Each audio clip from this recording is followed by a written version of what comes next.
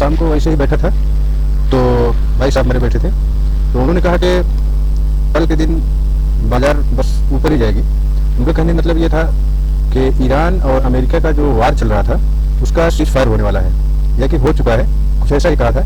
इसलिए बाजार या तो कल बहुत लंबा गैप खुलेगी या तो नॉर्मल फ्लैट खुलती है तो ऊपर ही ऊपर जाना है उसको, इसमें कोई दो राय नहीं है। ये चीज मेरे दिमाग में कल फील हो गई। तो मेरा भी कैपिटल काफी डाउन हो चुका था। हमने सोचा यार कुछ ऐसा है तो ना फिर कोई अच्छा खासा ठीक ठाक लेवल देख के कॉल को बाय करके छोड़ दिया जाए। 1,500-2,000-3 हजार रुपए आएंगे तो निकल लेंगे, उसमें क्या दिक्कत है। और कल ही शाम को हमने ये अपने धान वाले चार्ट पे देखा था तो पहले का जो लेवल हमने ऐसे ही जो लगाया हुआ है, अभी आपको हम इसमें दिखाते हैं कितना अच्छा वर्क कर रहा है। ये इसमें वर्क बहुत अच्छा कर रहा था, ये आपको हम दिखा रहे हैं, आप देखना तो बहुत ही अच्छा वर्क कर रहा है। तो हमने सोचा यार जब ऐसी बात है तो क्यों ना जो है कॉल को बाय करके छोड़ दिया जाए। आप देख रहे हो कि बहुत अच्छे, मतलब ये अभी का लगाया हुआ नहीं है, ये पहले का लगाया हुआ है जो है यहाँ तक, यहाँ नीचे तो हम लगाए, बाकी ये जो है पहले का लगाया हुआ है ये सब ना। तो अपना लेवल भी काम कर रहा है। तो कहने मतलब ये है कि अगर लेवल अपना काम कर रहा है, ठीक ठाक लेवल पे बाजार मिलता है तो काल को बाय करेंगे और बाय करके छोड़ देंगे तो मोटा पैसा बन जाएगा।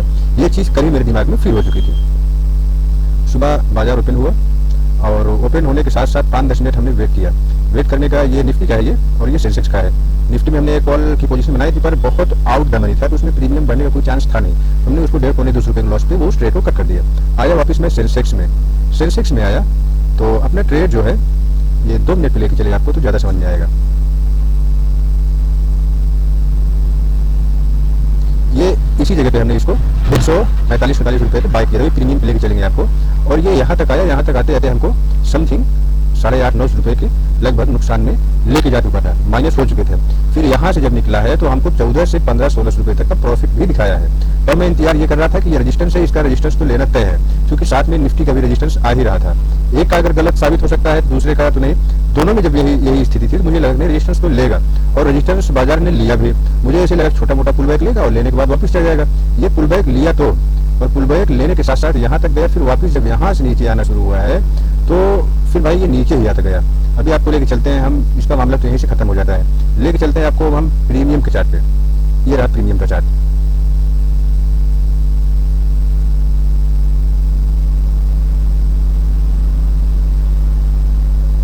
ये 145 रुपए 90-95 पैसे पे इसको हमने बाय किया था। ये हाई लगा है इसका फर्स्ट अटेम्प्ट पे 218 रुपए का, दूसरा अटेम्प्ट में लगा है 196 रुपए का ना। फिर वापस ये 55-56 रुपए तक आया था, तब तक मैं यहाँ बैठा था 17-18 रुपए तक का।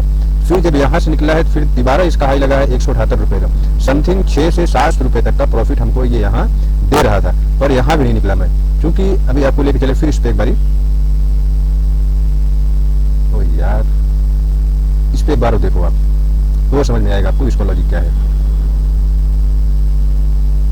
इसमें ना निकलने का रीजन ये बना, जब ये इतना नीचे आया, नीचे आने के बाद जब वापस ये यहाँ तक गया, हमको लगा थोड़ा बहुत ये ब्रेकआउट देख के, ब्रेकआउट फेलियर देख नीचे पुल बैक मार के वापस निकल जाएगा ये, लेकिन फिर थोड़ा बहुत नीचे आके निकल जाएगा ये। पर यहाँ जब टाइम पास कर रहा है ये सपोर्ट या रेजिस्टेंस के पास अगर मार्केट टाइम पास करता है, जिसका लॉजिक यही बनता है कि यहाँ से ब्रेकआउट ब्रेकडाउन दे, क्योंकि यहाँ अगर ठीक ठाक सेलर है तो मार्केट नीचे लेके चले जाएंगे। अगर ठीक ठाक सेलर नहीं है, टाइम पास करेगा, छोटा मोटा एसएल बनाए, नीचे साइड जाके वापस ऊपर निकल जाए।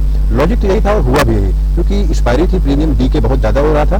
डीके होने के नाते हमारा प्रीमियम बहुत ज्यादा डीके हो गया, वापस नीचे आके ऊपर गया है। पर ये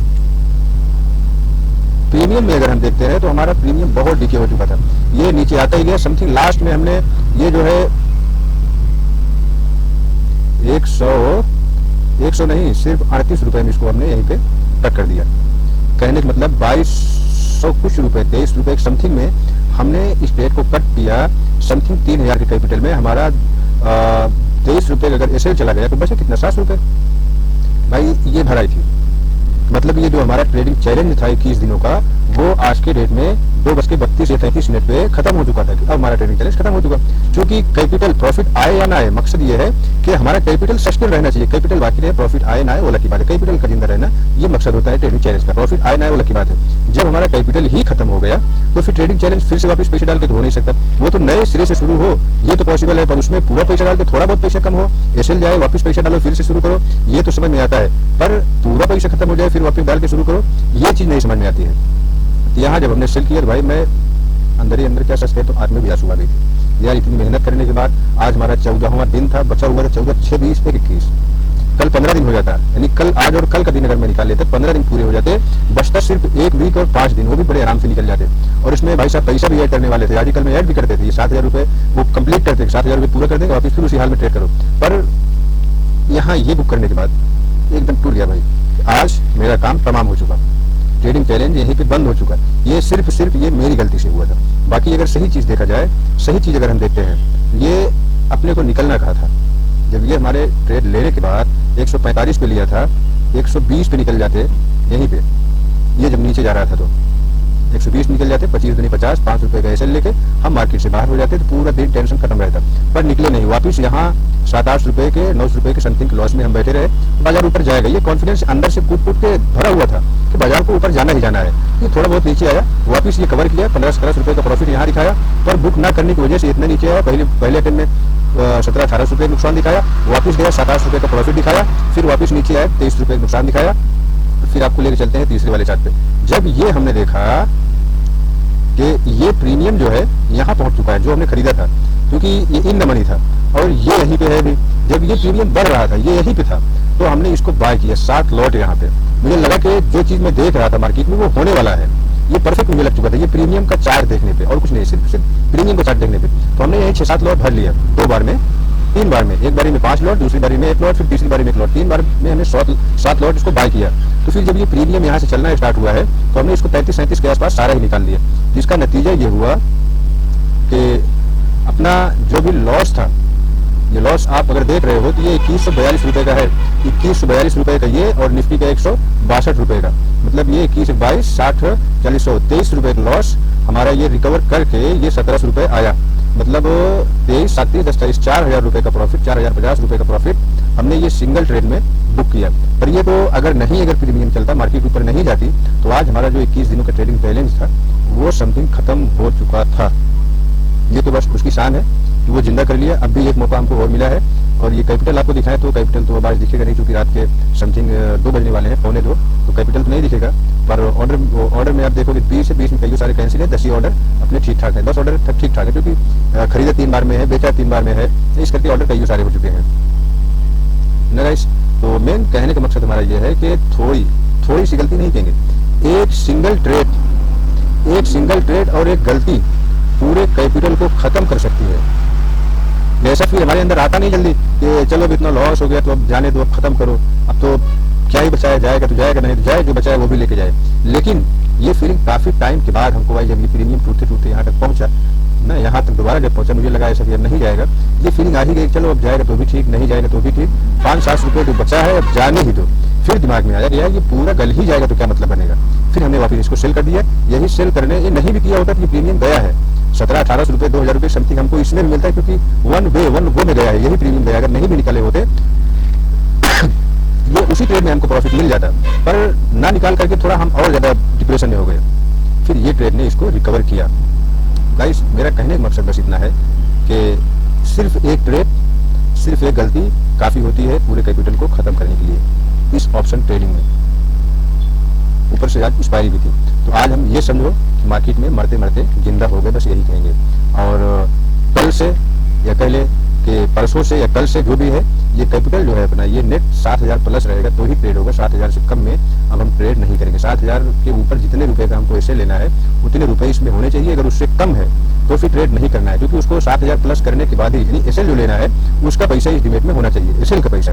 और अब जो बचा हुआ है 1 वीक और 1 दिन, 6 ट्रेडिंग सेशन हमारा बचा हुआ है।